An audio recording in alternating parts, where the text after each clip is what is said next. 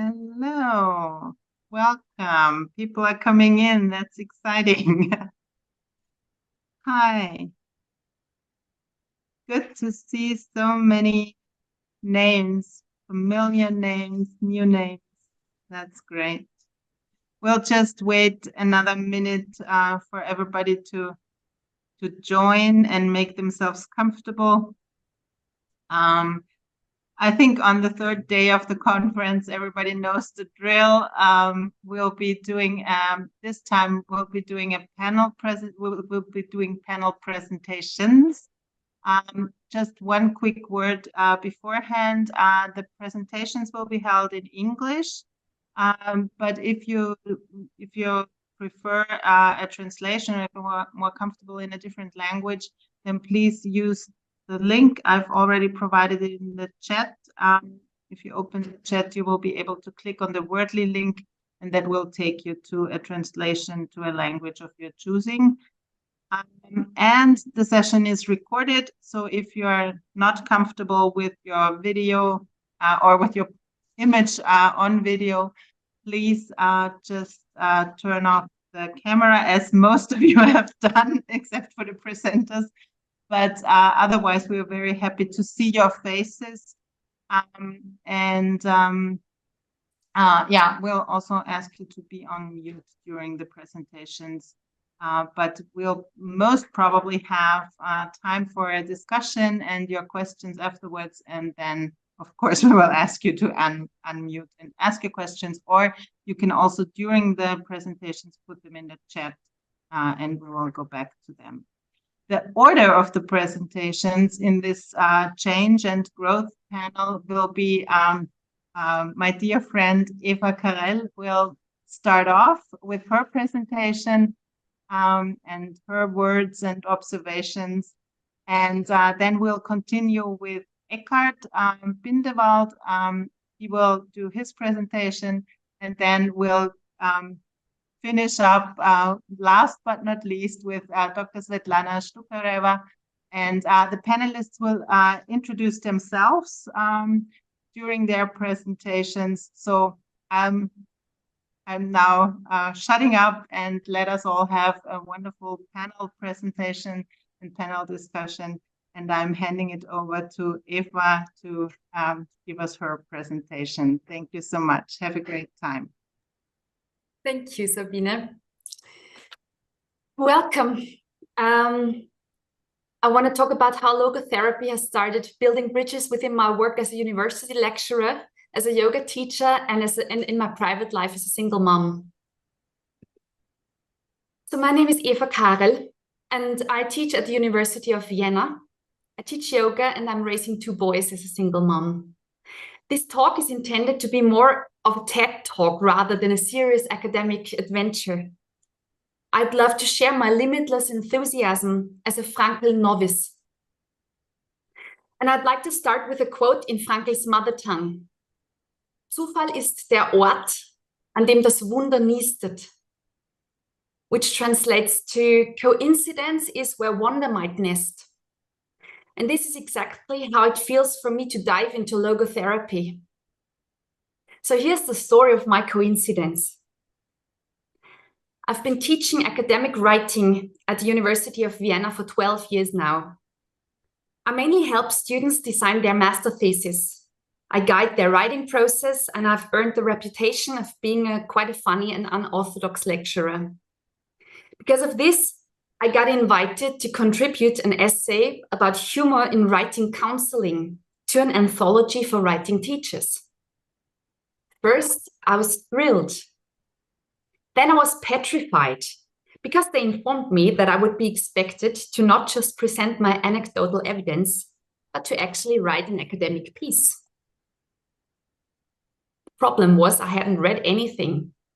I had just been improvising for more than a decade, seemingly making it all up as I went along. Feeling rather grumpy, I started doing my research, diving into humor in psychotherapy and coaching, and you won't be surprised to hear that very soon, Frankl was basically all over the place. I was hooked. I immediately emptied the library and carried 32 books home, feeling like Gollum from Lord of the Rings with my treasure. Our apartment looks rather interesting now, with book stacks on every windowsill, next to my bed, next to the couch, next to the bathtub, and some in the kitchen. My children got used to it. Dog ignores it. The cats find it quite amusing, interpreting it as their personal climbing garden. For months, I've been reading, marking books with sticky notes, trying to digest as much as possible. And there are 3 aspects of my life which benefit directly from Frankl's teachings. First, my private life as a single parent. Second, my work with university students. And third, my own yoga practice and teaching.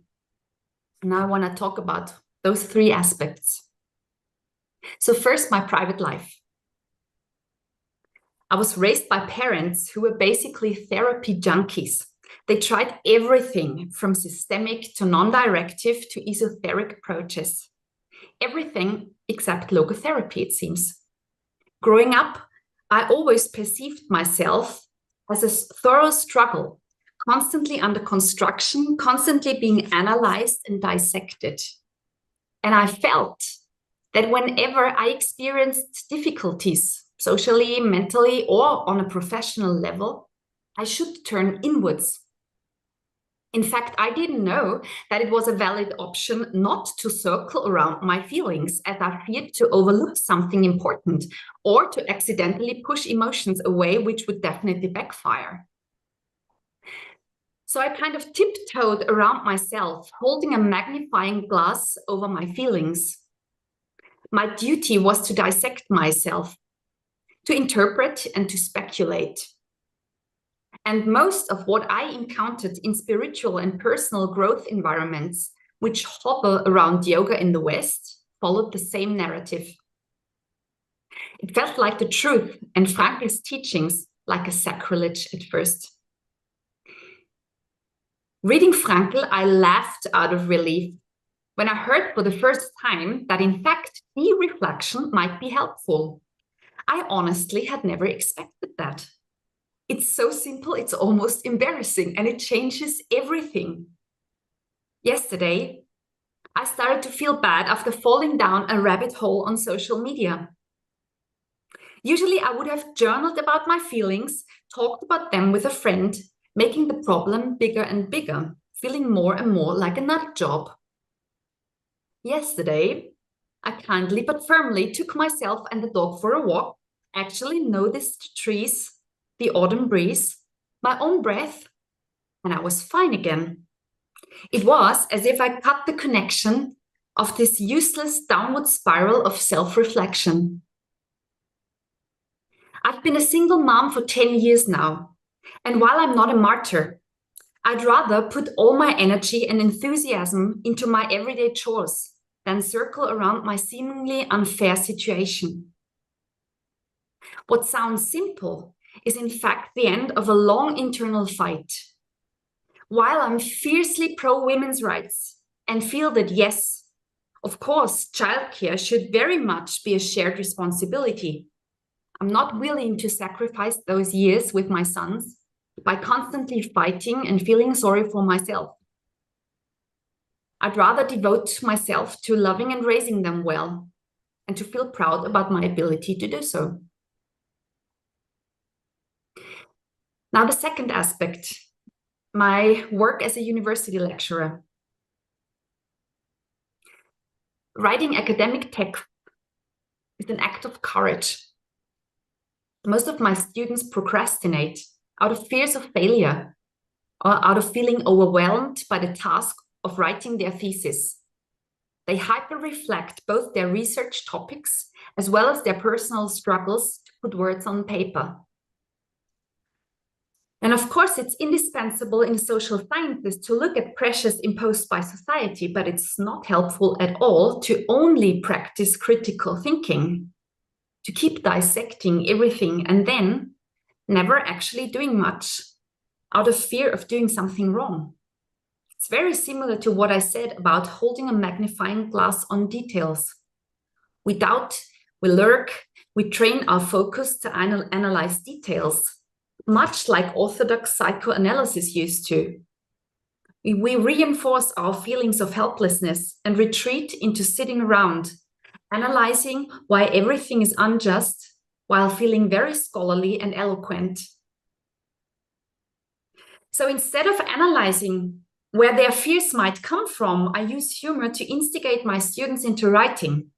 I break the process down to mini tasks and then gently push them to actually walk those baby steps. I slow them down, guide their writing process, and nudge them forward. And while they walk those baby steps, they start experiencing themselves as someone who is capable of doing so. In order to muster up this courage, humor is one of the most helpful tools. We self-distance ourselves from fears of failure and start with shitty first drafts. We act as if we were someone who could actually write a master thesis and keep going until we've grown into the final draft. I'd like to suggest using critical thinking as an important starting point from where we then ask ourselves what we have to give and how we want to contribute to the world. Now, the third and last aspect, my yoga practice and teaching. For more than 22 years, I've been practicing sitting meditation and yoga. I've published 2 books on this topic, and I'm rather sure to be quite well informed. But nevertheless, even here, Frankl was able to help. His teachings resonate directly with aspects of yoga philosophy, where one of the main exercises is to distinguish between the ego and the self. After reading Frankl's suggestions, my narrow-minded focus inwards loosened, allowing me to find stillness much easier and more relaxed instead of trying hard. I nudge myself out of feeling overwhelmed into thinking clearly and into doing the next small thing. And I do it joyfully, fully aware that I can act in spite. And I know that I don't need to accept everything from myself. I don't take myself that seriously anymore, as I learned that I have feelings, memories, problems, etc. But I am not those aspects. And that's such a huge difference. It makes it so much easier to let rumination go.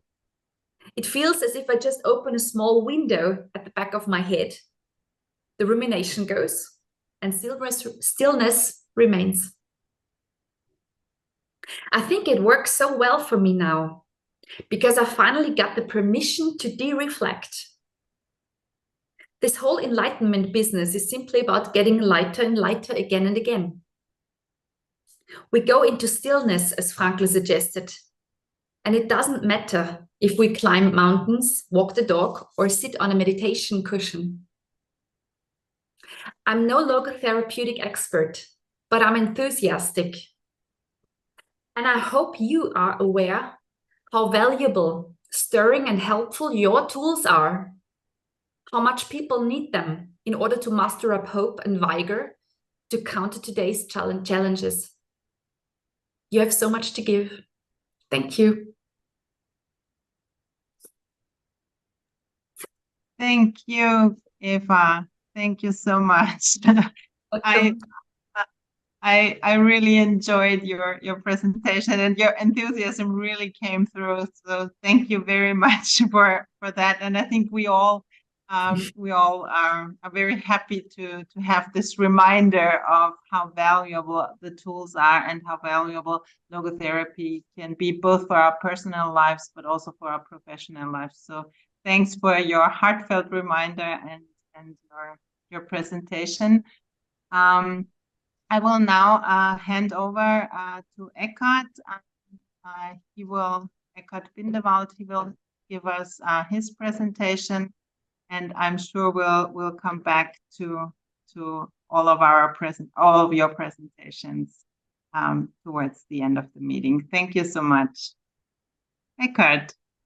I'm happy to have you, and I'm really looking forward to your presentation. Yes, let me share the screen. Thank you. Yes, thank you for the opportunity. So today I want to present some of the work that I've been doing regarding cooperative game theory and motivation. And during the course of the research, only later I noticed that it's maybe highly connected to the work of Viktor Frankl, and I would like to, hear feedback from you if that's the case. So, so you'll be familiar with this quote, but let me read. Everyone has his own specific vocation or mission in life. Everyone must carry out a concrete assignment that demands fulfillment. Therein he cannot be replaced, nor can his life be repeated. Thus, everyone's task is unique as his specific opportunity to implement it. And so, like many of his quotes, I find it very inspiring, but I hope I can show actual data that may connect to this. So game theory, it's a big break here in focus, and I hope through the course of this talk we'll bring it back. But game theory was developed in economics, actually, to understand and model different individuals, they call them players, and their actions. And this initial focus on economics deeply it influenced the emphasis of this theory. So the participants are usually viewed as interchangeable, and they are acting according to a reward table that's often financial rewards. And so it does not allow for individual differences, because I'm arguing some of our rewards are mentally, internally. Some are motivated to achieve a certain goal, even, it's not necessarily a financial one. And so I worked on expanding this game theoretic framework. And the next slide is busy, don't get discouraged. The high level picture is I made simulations for different types of groups with individuals. There can be 2, 3, 4 individuals, and they have to achieve goals. Traditional game theory views one goal, and it leads too often to dilemmas, the famous prisoner's dilemma. But actually, it turns out if you add goals, it actually can be an unexpected solution. So here is a situation where 2 individuals form a group, and there's 2 goals. If each goal gets enough resources committed to from one or both of the players, that goal is achieved. And now you can imagine you can have different individuals. One is only interested in goal A and completely is not interested in goal B, and the other way around, versus a more balanced player. So that we go a player type A, B, and O, they equally, they're more even, and 50-50 is their importance to each goal. And it turns out the uneven part, the complementary part, is more stable for goal achievement. They're called here A, B. This group consisting of one player, one participant who only focuses on goal A, make sure that is achieved no matter what the other player is doing. They may be defecting, completely do nothing, and they don't care. They still solve that goal. And it leads to the highest metrics and different types of metrics, that the achievement of either goal or both goals. And here another third metric called DED. Even if there's a defector, if one of them doesn't do anything, that still half the goals are fulfilled, from the non-defector. While conversely, at the bottom, the group consisting of 2 even players participants who view both goals evenly, and they're the same, that group performs much worse. And if there's a defector, any goal will be achieved. So that is a hint that being different can be an advantage, and this complementarity it may be a part of the solution. It's in the literature actually called, it's not much emphasized to begin with, even in game theory. So one word given is anti-coordination. That's already a mouthful. So I prefer the word complementarity, but so that it is being noticed and it's being used in traffic routing, let's say internet traffic, or commuter traffic with cars. If everybody chooses the same street, then that will be clogged. So if some people choose one street, then it's beneficial for everybody. If some people choose the other street, so some opposing actions can sometimes be a solution. This seems like another big break, but it was deeply connected to me because my actual motivation was actual nonprofit efforts in the environmental space, and so I looked at motivations and how to elicit voluntary efforts, and I asked people a question. In a survey, they're given 100,000 imaginary dollars.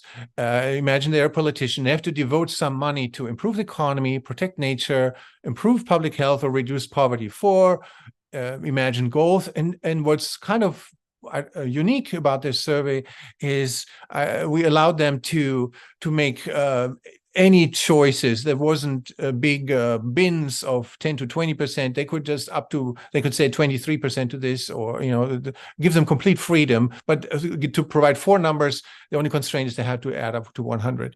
And here's the result. And so what you see is here some individuals would devote almost 100% to even also environmental cause. But others more balanced. But it's really point clouds, and I keep reflecting on that, and I've never been so moved by a point cloud. I mean, and that's oddly enough, I think, my connection to Viktor Frankl's work. So there's a simple probability distributions, and it doesn't show tribes. Tribes is a very popular concept, and there's no hint of that at all. So under the hood, on TV, there's maybe some anchoring effects and forming parties, but under the hood, if you give them the freedom, what is actually your priority to do this? You see a smooth distribution. We're actually, in that sense, not so divided at all. We're more similar. So I find that there's a little hope for me in this. But we could respond to this with several ways. You could respond to this. Nobody's like me. And with some sort of frustration and loneliness, everybody else chooses some other combination, or a complementarity mindset. That so if you have this Viktor Frankl approach, that maybe this is just a data version of telling us we each have a unique motivation, nobody else has something like it, and you have a unique mission. So that we have a positive way to respond to that. So that is the way to. The introduction here in pop culture. Here's from a song: I'll hang the pictures, you'll hang the stars, you'll pick the paint, I'll pick the guitar. So I can't express in shorter words that concept of complementarity, and like in any partnership, business or personal, it could be a source of friction, but here it is very positively experienced by the artist. So I want to point that out. So that leads to the research hypothesis that individuals who positively accept the observation that most people's and motivations and priorities differ from our own are reporting higher level of subjective happiness compared to those who negatively perceive these differences. And so I conducted a survey, and then part of it is to make it measurable. Can we make a metric? Can we give a number to this, like a happiness scale? But maybe we can make a complementarity scale, and then we can correlate with other interesting features. Here are the questions. For complementarity, I had a pilot study where only 3 questions are used, but then found out it's not enough to have some sort of stable metric. And using a statistics procedure, used 6 questions, and later found out number 1 and number 3 are actually not helpful. So they were later not utilized, but here they are. In the interest of time, maybe not read all of them. But this is an example here, number question 4 here. I think that the power of many people pursuing different objectives and making unique impacts can lead to solutions to countless challenges. How closely does this align with your view? So versus the opposite question, the idea that individual unique contribution can substantially tackle a broad range of challenges seems overly optimistic to me. What extent does this align with your view? So this is some examples of questions one can formulate this in different ways. Another aspect, inequality aversion. So if you have a group and then three people are, really contributing and one person is lazy, how much does that bother you? Will you still complete your work even though some people don't do anything? And that is a metric that influences also the outcomes of these simulations. So, so that's added as a question also to the questionnaires. So high inequality aversion actually sometimes makes it more difficult to achieve goals. And then here's some questions to that. Some people frequently volunteer for or to donate to causes that are important to them at the expense of their own standard of living. To what extent does this characterization describe you? Things of that sort. I want to, in the interest of time, skip over that. But then there's another aspect that may be interesting: hyper-responsibility. So that hyper-responsibility is the perceived responsibility for many goals or all goals, even if they're out of our control. And complementarity may actually lead to higher responsibility and maybe even be viewed as a sense of relief. For example, the reason may be this: I'm meant to do X and not Y. I don't have to do Y because others are meant to do Y. So this kind of partitioning of all these goals, even though often never verbalized. And there's two questions to that. While I focus on my personal objectives, I'm frequently concerned that other significant challenges might be getting overlooked. Or other way around, the opposite coding direction. I often feel assured knowing that while I'll pursue my unique goals, others are tackling different challenges. To what extent does this describe you? So these are the different aspects of that. I'm going to skip over this. Achievement motivation, how much somebody's a go-getter. It's a little different concept. But here other questions just to add as some sort of control. I was feeling maybe religiosity or spirituality is and political leaning may influence this concept of complementarity. So that's why it's just added. To rank the level of importance of religion or spirituality in your life in terms of beliefs, values, sense of purpose, and community. And that's correlated with this subjective happiness scale. I'm not going to read those questions because they're standard by now. They're often used in the literature to give people a score. Are you happy or not happy? And we got survey responses for more than 300 individuals, U.S. adults. It's age distribution similar to U.S. demographics. So we got age and gender and household income information. 374 overall. There's some filtering involved, some missing data. Some people answer randomly. You can tell they answer 1, 1, 1, 1, 1, 1, 1 for all the questions, and then they're done.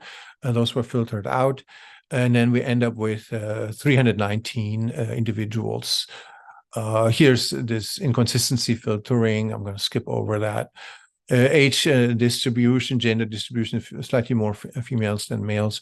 But that's some basic statistics. And here are the histograms of the individual survey responses. So that let's look at the political one, P1, political leaning. Most people are centrist, and it's all very much connected. It, again, gives me much hope, and it's very opposite of what I see in the media. So here's some correlations that showed we want to have positive and negative correlations because some questions are coded positively versus negatively. There's methods in statistics how to find a good metric. That Cronbach alpha value can help you. You want a high value, and it can help you if you add a variable and it gets lower. Then it shows that maybe to kick it out and not make it part of that. So then the kicked out question, 1 and 3 of this complementarity. So that we arrive at then here these different numbers here. It's 8 different responses added. So here they all are. So these are the used questions actually all combined. All right, let's use this. So the mathematical formula is very easy. All we have to do is add them up and divide by the number of questions. And you see here the complementary mindset scale is on the x-axis, and the subjective happiness scale is on the y-axis, and you see this upward slope, and it's it's statistically significant. So that I found a pleasing result.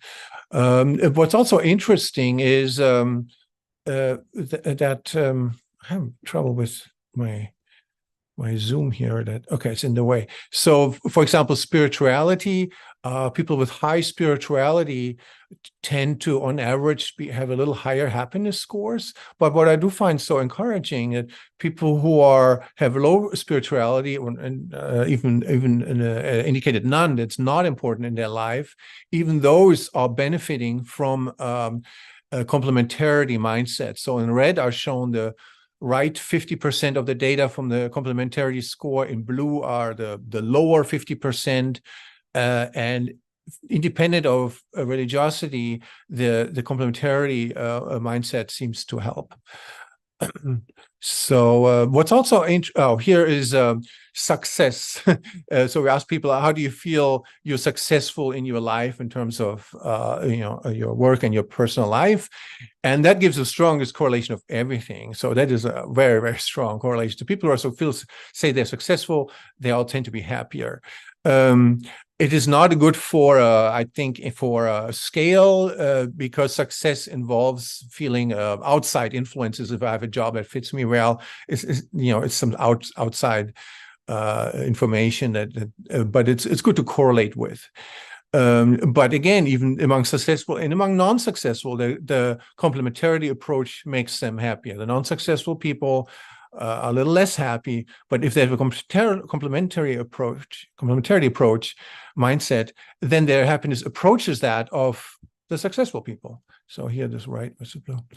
And what's interesting is that success, or perceived stated success in life, and the complementary mindset, they both correlate with happiness, but they seem to be different dimensions because they don't correlate with each other at all.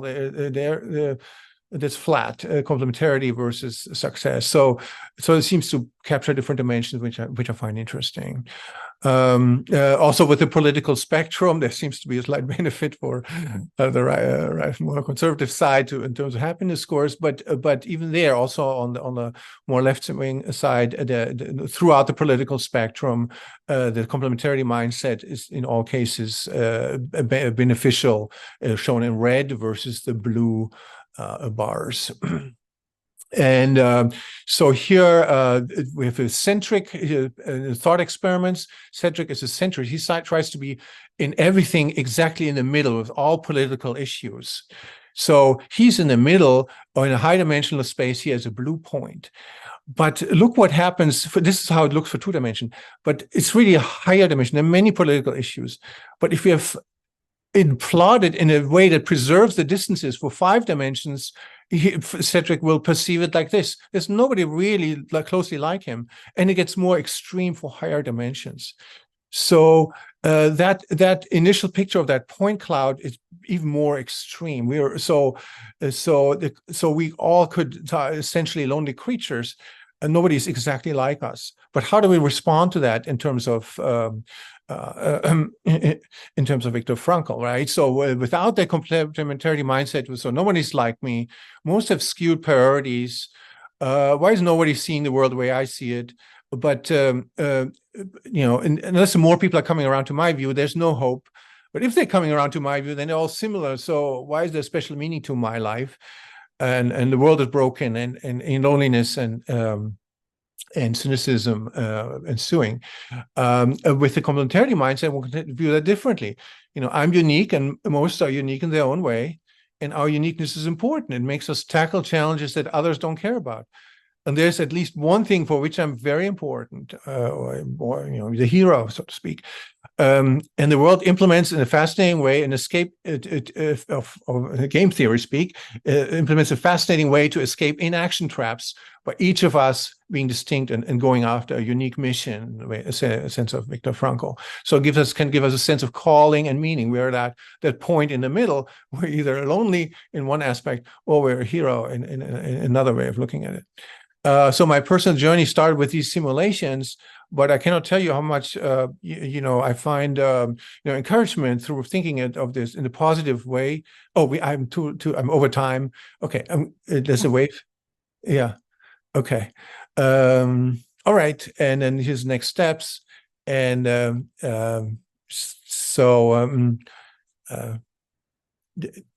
can't hear anybody. Am I over time? No, I was signaling you that you might want to wrap up. Yeah. Oh, okay. We have So 30 seconds. Cut it off, totally. So I have a problem communicating all of this. And now I find it more like no wonder religious leaders are using parables and stories, because this is abstract, and how do you even, but the closest I find is with antibodies. So human antibodies are, we have, each of us has 100 billion different ones. And each one, there's not a single copy, there's no duplicate. They're each absolutely unique. And if you would encode this on the genome, naively, our genome would have to be 40,000 times larger than it is. So instead, it's assembled from little different pieces in some sort of combinatorial way. So they're very individualistic, and yet in combination, they work together to accomplish this defense.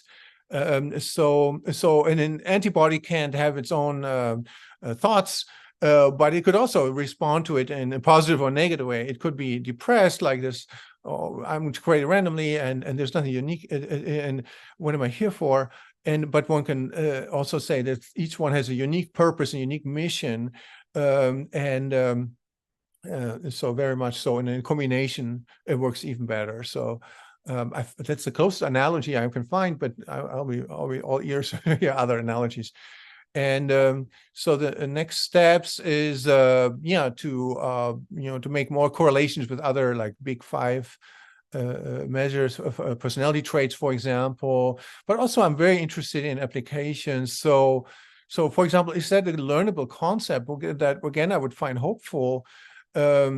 More hopeful than an innate trait, then if it makes us happier and it can be communicated, maybe it has some therapeutic applications. I don't know. It's outside my scope, but I'm also excited to, trying to reach out a little bit. If I'm more on the computer science side, I have no direct connection to psychology. If there's anybody who wants to pursue this together, I'd be excited about that.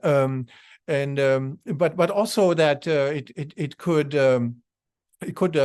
transcend, communicate to atheists. How do you communicate atheists that there's meaning in life, and that could maybe have applications there. So so yeah, in summary, that there's a complementary mindset scale trying to identify a new metric for this concept.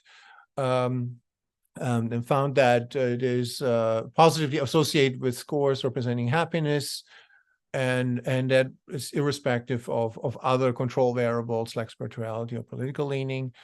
And yeah, I would be really glad to hear feedback that what to make better on this research or how to expand it.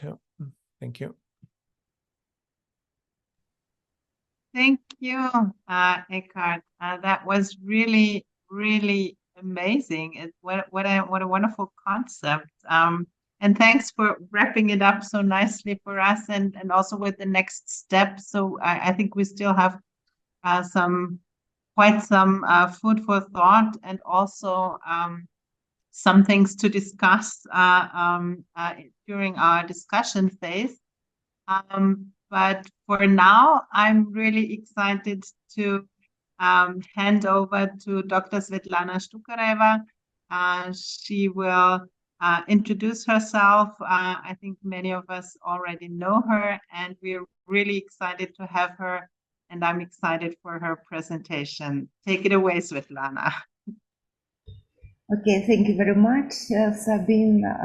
Hello, everybody. I'm very glad to be here.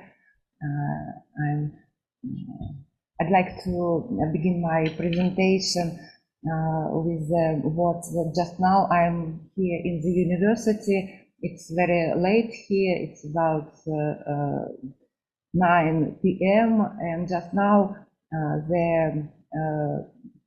the showing of play synchronization in Birkenwald by Frankl was shown by any time. It's very great to tell about this play, and I'd like to tell about it just in my presentation: sacrifice and self-sacrificingness. The key eternal existential questions raised by Viktor Frankl in his play Synchronization in Birkenwald are of current importance in contemporary world when will to evil comes to the fore, and acceptance of immoral acts comes to naught.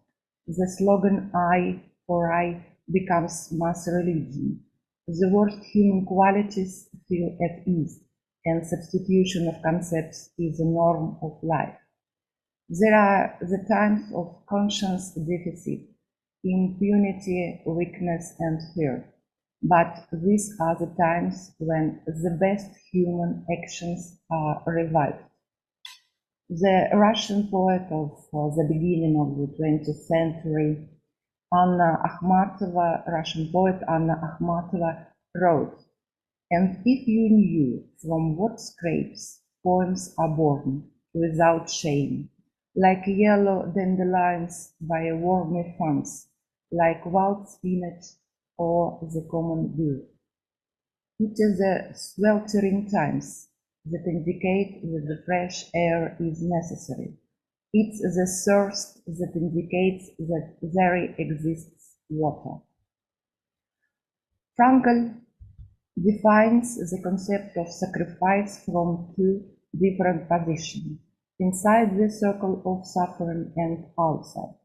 But it is always an analogue of good self-forgetfulness, voluntary acceptance of responsibility. The person knows why he does it and knows the consequences. Being inside the circle of suffering, feeling pain, fear, anger, suffering hardship, it is very hard to feel anything else. Striving to feel something else would be the sacrifice. This would be bringing to the world something different from pain. When a person falls ill with the most serious illness, when faced with the irrecoverable loss, it seems impossible to demand any other state of or attitude than anger or pain. But he may decide to do something different, not to be content with what he has. Dying of illness, he is not only a dying man, but he is also the one who can manage life, who is enraged by injustice, and also the one who knows value.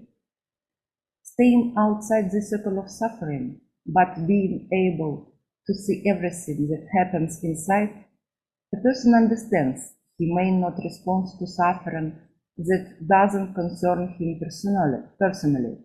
He may view such challenge as an annoying distraction for his good existence, or he may view it as a way to change things for the better. This would be the sacrifice, to feel one's connection to events in the world and responsibility for their happening one way or another. It is as if there is an agreement about sacrifice. When a person seeing the world overflowing with suffering commits to give up a part of his life, health, and well-being for the sake of change for the better. His conscience reminds him of his own well-being when he sees someone else having a very difficult time. He is willing to share the burden, and he gives a vote, makes a vow that he is ready to suffer hardship, and this fills him with strength. But if he indeed faces hardship, pain, suffering, loss, he would be very different from how he imagined it. It would always, always be sharper and more painful, and he might become disappointed in himself. Frankl wrote in the play Synchronization in Birkenwald, I felt I am a lousy weakling, not an iota better than the others. And an extremely important question arises, which is voiced in the play by the character Paul. Who can say that he is better or worse? This is a crucial point. It is impossible for us to know in terms of objective, all-encompassing reality who is better, who is worse, who is right, who is wrong. None of us has a measure. No one owns the truth. And even if we fail, if we do not do the best thing, if we don't fulfill our vow, we always have a chance to continue to act in accordance with the bidding. A person doesn't overturn himself when he fails. This episode is not final. A person has a chance to fulfill himself in another way. If we dream of making a sacrifice to share someone's suffering, but we fail, we can try again and do it differently. In his play, Frankl describes such chance for the prisoner named Franz to save from punishment the people about whom he says, but beneath those uniforms, here and there still beats a human heart. Franz says, I've made up a list in my mind with names of people whose life will be in danger during those first waves of hate. I know hate will come, violent passion that will destroy people, including those who did a lot of good secretly without anyone knowing about it. I've prepared a list of such people, including even some who are wearing uniforms now, the uniforms we hate so much, but beneath those uniforms, here and there, still beats a human heart. Not often, but it happens. Someone who remained human in spite of everything in who does what he can, but only if you know about it. These few carry a responsibility. They must see to it that these exceptions are remembered. A merci list. I've prepared a merci list, and I'll go to the people on my list to help them, says the character Franz in this play. The crucial question of justice, retribution, and punishment arises. But what is the purpose of this process? If the purpose is to prevent violence and evil, as it is written in the concentration camp in Germany, Dachau, in 4 languages, never again, then one should think hard about the means to realize this idea. If the goal is to make the other person feel pain similar to that felt by the unjustly offended, then why? After all, if we know from our own experience what it is like to endure pain, why do we want to pass it on to another? So that they can understand what pain means? Surely there must have been many situations when they experienced it. Then why? Is it to minimize our pain, to relieve our despair, to reduce our suffering? Perhaps for a while it could. But then we see the suffering of another, and even if it looks somewhat deserved, we cannot help but feel compassion and pain for the other. Frankl talked a lot about not accepting the idea of collective responsibility, the collective guilt, saying that everyone is only responsible for what they personally did or didn't do. Franz, the character in the play, says in this play, what is just about paying back wholesale hate with more wholesale hate? What just about revenging injustice with injustice? Do we have to keep on doing to people what they have been doing to others? To treat them as they have treated us is not justice. It is perpetuating injustice. Sometimes it seems that the only way to reach the other is to punish him, to point out by force or by pain that he is wrong, that his actions are destructive. Do we really think that during the World War II, Hitler didn't see millions of people killed, didn't see concentration camps? He did, but his mind was possibly occupied by the immense intoxicated power. In other words, his psyche took over his personality, where conscience sounded almost unlaudable over the thunderous applause of his praising associates. Once I gave a lecture on Frankl on logotherapy in a women's prison. I was escorted into the grounds by uniformed men, and the prisoners we encountered pressed themselves against the walls and greeted us. The uniformed men looked down and nodded, and as I walked behind them, I saw their straight backs.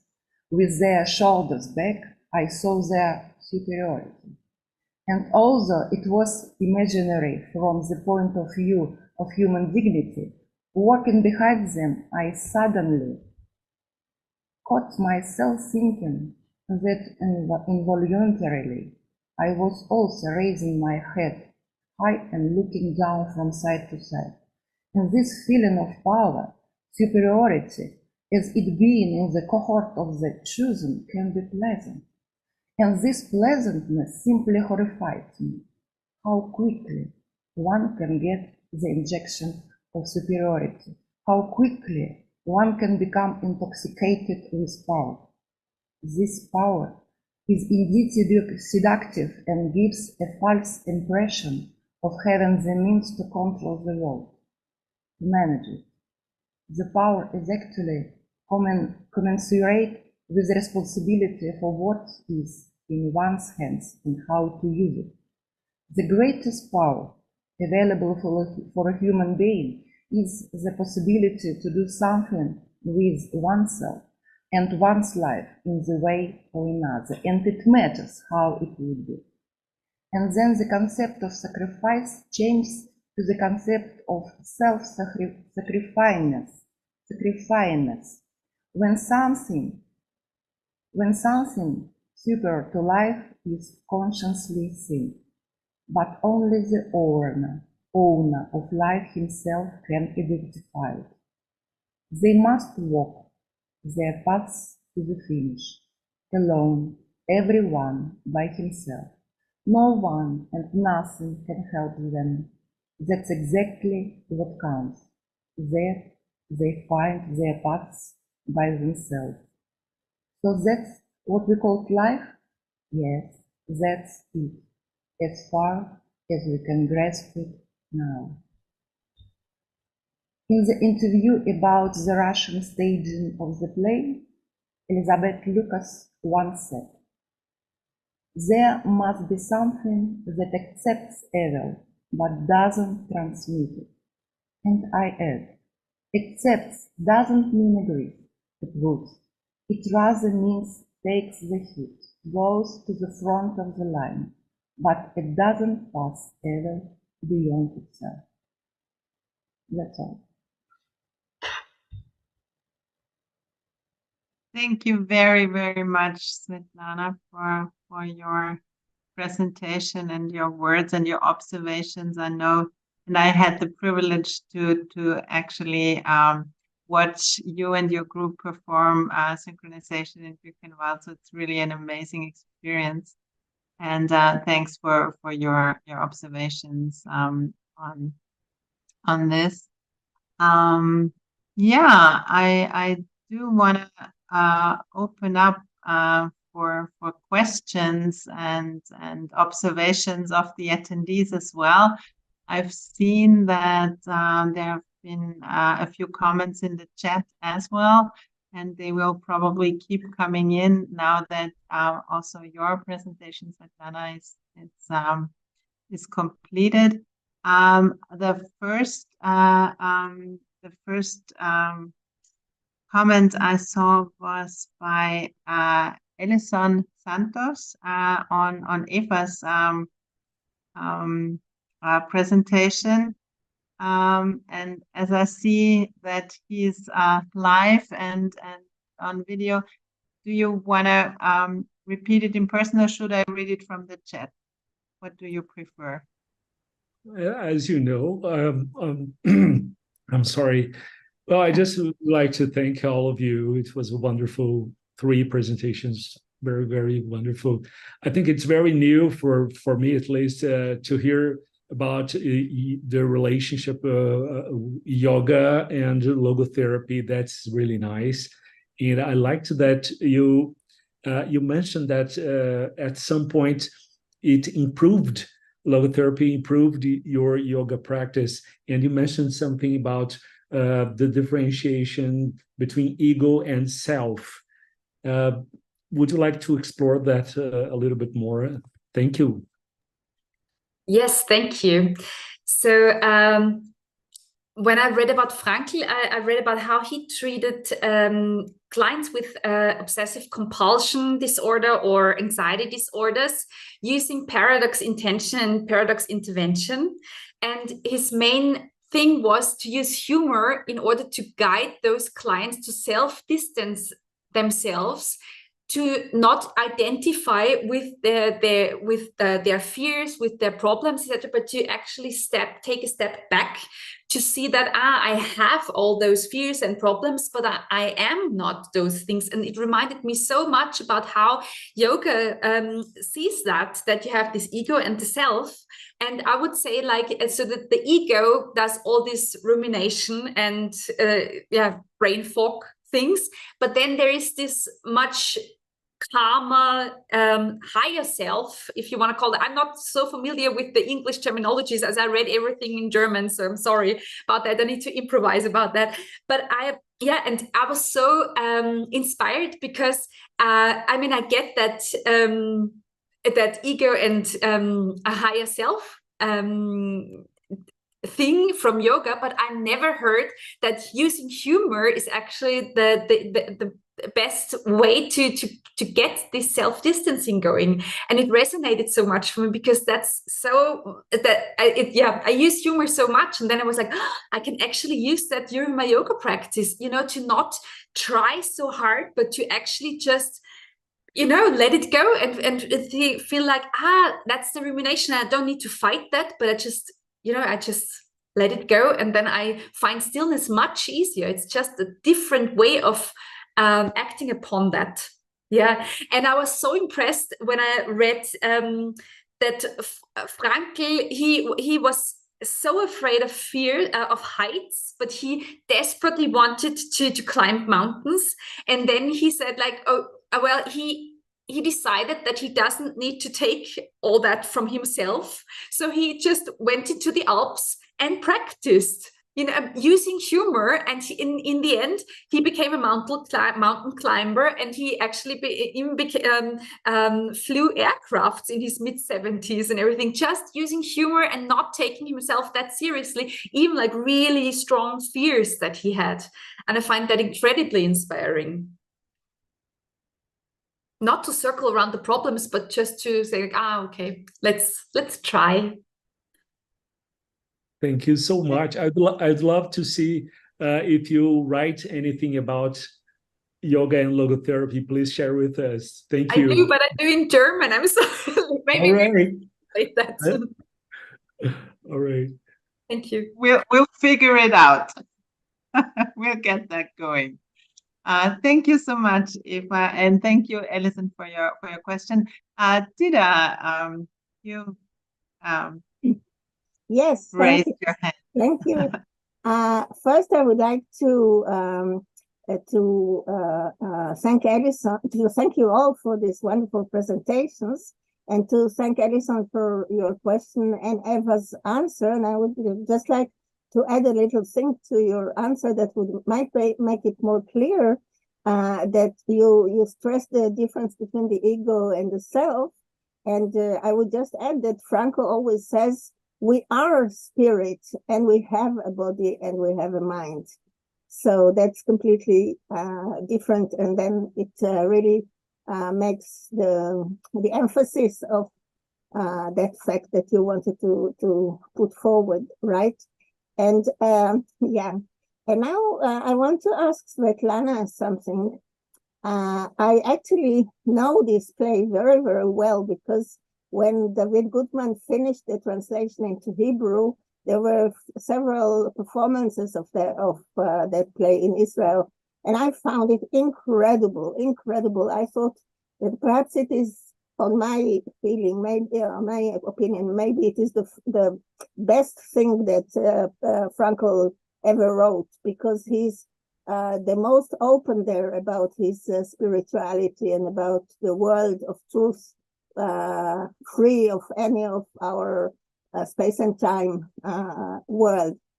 And I thank you for your great description of everything that you talked about justice. And my question to you is, when we talk about this difficult question of justice, and you brought mainly the attitude of Franz there, the character of Franz, I'm wondering that on one hand, of course, it is very, very true that even in war, like we are now in Israel, in state of war, one has to remain a human being and has to remember still the human values, and that's the greatness. And we see it now in Israel, that in all this incredible, inconceivable horror of suffering, love and unity is suddenly born in the whole nation. But my question to you is, of course, we have to remain humans. That is absolutely agreeable, and that is, of course, Franco's view. But at the same time, there is this very well-known utterance that in front of evil, the state of the world is as it is, that evil exists in the world, not because they are bad people, but because there are not enough good people who are courageous enough to take a stand and speak their truth. So in this dilemma, I would very much thank you if you could say where you stand in this dilemma. I would appreciate your opinion or your take about it.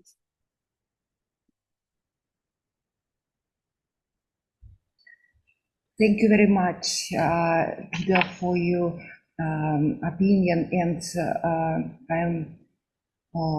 I'm very suffering with you about the war in Israel. And a few days ago at the Scientific Council in my university, we stand up for a minute of silence for people who are killed in this war. It's very important, and it looks strange because I'm in Russia now, and my country is in the war with another country. It's very difficult for us to stay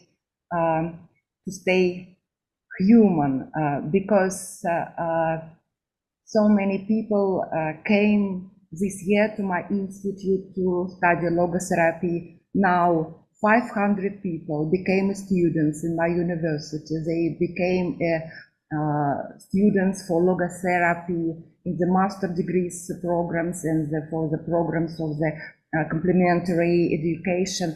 And it's a hope. It's a hope that not so that you are right. The situation depends not of the bad people, but it depends on the people who stays a human, who are thinking about peace. The end of war is not eye for eye, the end of war, when somebody will do something peaceful. It is the only way, I think. I think I'll be more exactly if I'll speak Russian, and if you will switch the translation, I think it will be more good. I am not sure I know how to do it. It's always complicated. It's not difficult to switch in Russian from Russian to from Russian to English. I'll try to express my opinion, my language. Я знаю, что Франкл говорил, что единственное, кто может говорить о том, как надо, тот, кто сам оказывается в сложной ситуации. Мы можем требовать, говорил Франкл, мужества только от самого себя. И никто не знает, как поступить правильно в той или иной ситуации. Но на нашем человеческом уровне мы можем делать что-то, что не увековечивает войну или бесправие, а то, что позволяет миру состояться. Смелый не тот, кто не боится, а тот, когда страшно, идет наперекор своему страху. Мир возможен тогда, когда кто-то, пусть в своем маленьком кругу, будет делать что-то мирное. И мне кажется, что вот сейчас, находясь в стране, где так трудно говорить о мире, где даже само слово «война» запрещено, вот каждый может в какой-то малости делать что-то миролюбивое, делать что-то, что позволит другому почувствовать, что мир возможен не тогда, когда мы войной на войну отвечаем, а когда мы сажаем яблони, когда мы гладим собаку, когда мы рассказываем студентам о мире, когда мы говорим о том, что каждый может сделать хотя бы чуть-чуть в рамках своей компетенции. И я считаю, что это очень трудно, но это возможно, пусть в той малости, которая доступна каждому.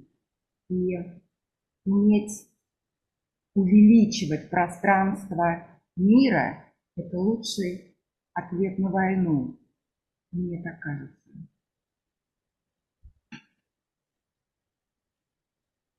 Thank you. I couldn't follow it, but thank you very much. And I can also say Maya Daragaya. Thank you. Okay.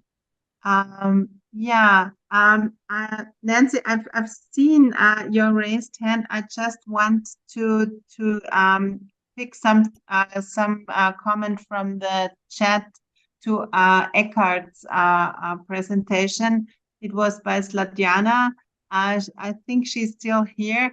It's about Dr. John Nash and his fundamental contributions to game theory as an example of the defined power of the human spirit himself. So Svetlana wanted to know if you could maybe explore a little bit the link between him, his life, his personal strength, game theory, and logotherapy. If you have any comment on that. I don't know if that makes sense to you. It's an interesting question. I'm glad I had a couple of minutes. Yeah. Can you hear me? Yeah. Yeah. So Nash, he had his mental health problems, right? But he used his superior intellect to go further in life than would have been possible for many others. So that in terms of logotherapy, maybe some of the human spirit can be defined easily. So or somebody I think he in his mind, being so smart, he like, oh no, this is a thought that's irrational. It comes from my disease, and I actively rejects thoughts, and then in that way can fight the disease more than just with medication alone. And yeah, there may be other connections. So he's brilliant as a mathematician, and then he viewed this as his role and got back to it. I think when he recovered or got back to academia, and he found work through his life. He found meaning through his work. It may not always be popular and to hear, but work can add to one's meaning, a sense of meaning in a life. So it's an inspiration. I wish I had his brilliance. I looked at some of his papers, and it's out of this world. It's yeah. I don't know if that helps, but it's a challenging question.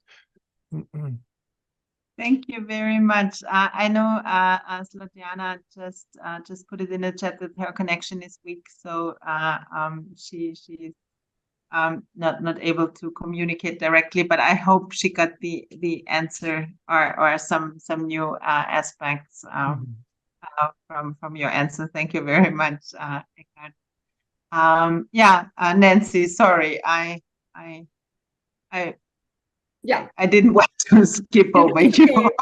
It's okay. I only want to remark the important what you doing, where you are, and so big inspiration for me, for example.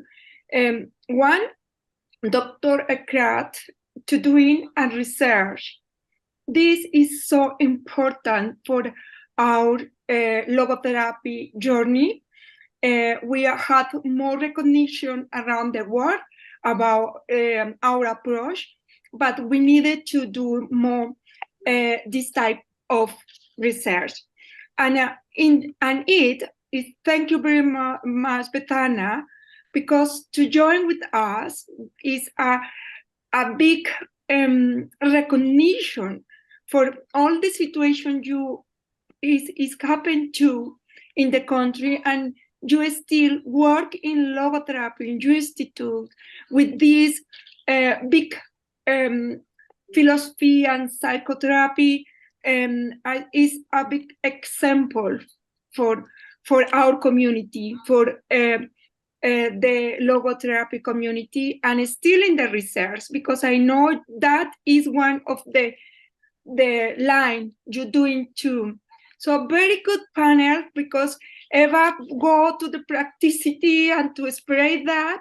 And I would like to really ask to you, looking for more about the network.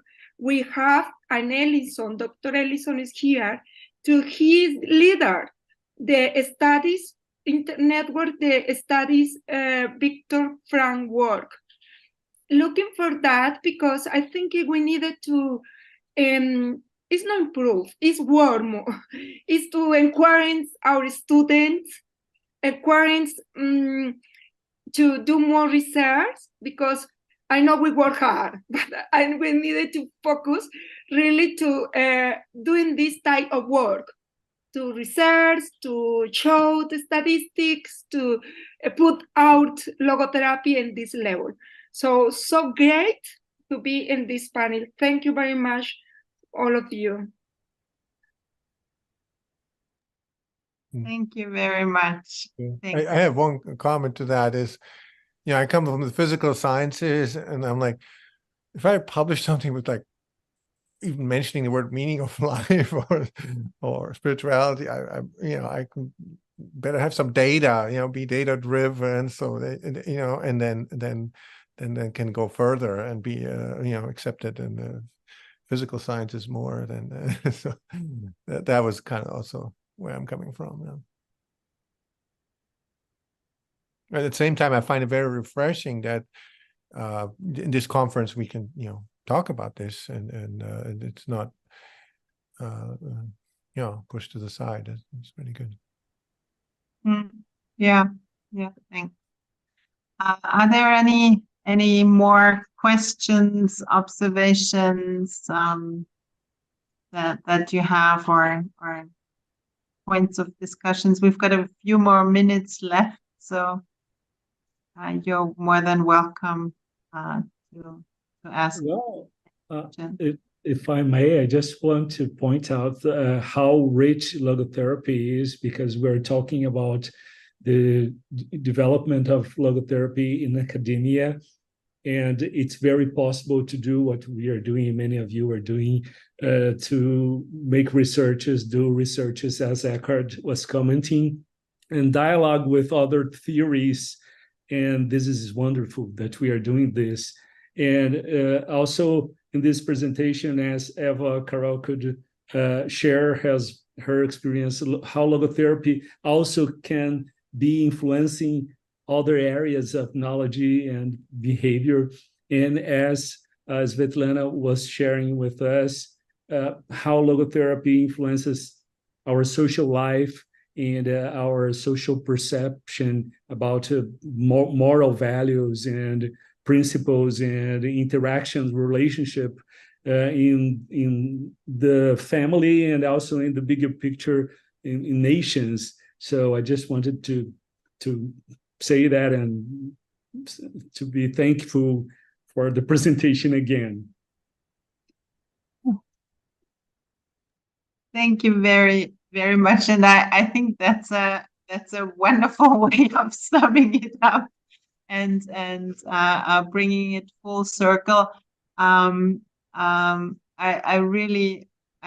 really beyond grateful for this panel.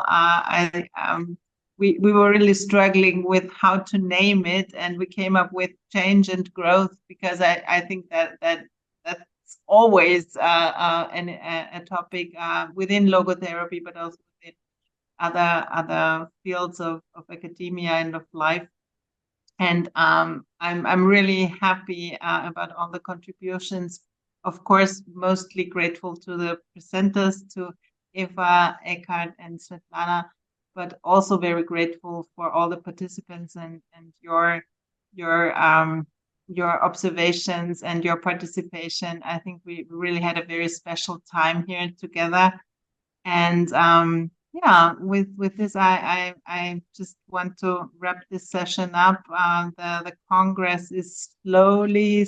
We still have an exciting panel going with the diplomat panel, but the end is near for this Congress. But I think the connections and the impressions that we made, they will live on and they will stay on, and they will actually definitely stay on for another 12 months, so we can go back to the recordings and relive the experience and see what we missed by on at one point or another. So I really had a wonderful time with all of you, and I'm very grateful. And I wish you just a wonderful rest of the day, nice evening. It's late here, and I know it's late where Svetlana is as well, and where Eva is. So we'll have a great end of day. And thank you so much, all of you, for being here and joining us. Bye-bye. Bye. Bye. Thank you. Bye-bye. Thank you.